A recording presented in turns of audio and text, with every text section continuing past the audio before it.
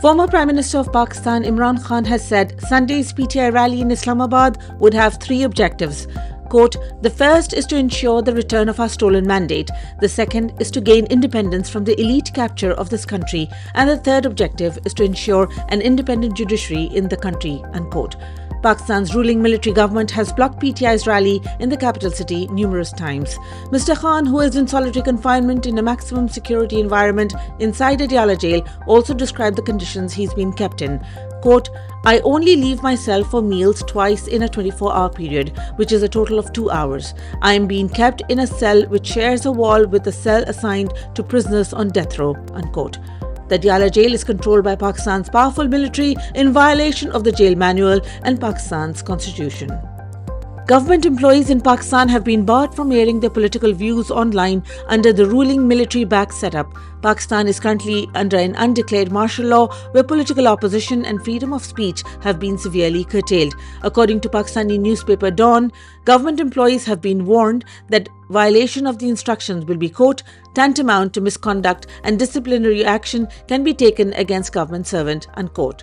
The military government has already cracked down on government employees who have resisted illegal orders. Commissioner Rawalpindi Liaquat Ali Chattha, who admitted to rigging the elections, is missing, along with Superintendent Muhammad Akram of Adiala Jail, who was following the jail manual inside Adiala Jail, where Imran Khan is being held.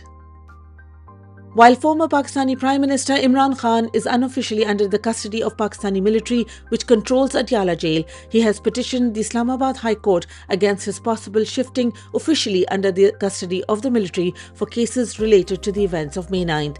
Pakistan's military government has placed numerous false charges against Mr. Khan, who has repeatedly called for a judicial commission and the release of CCTV footage related to the events of May 9th.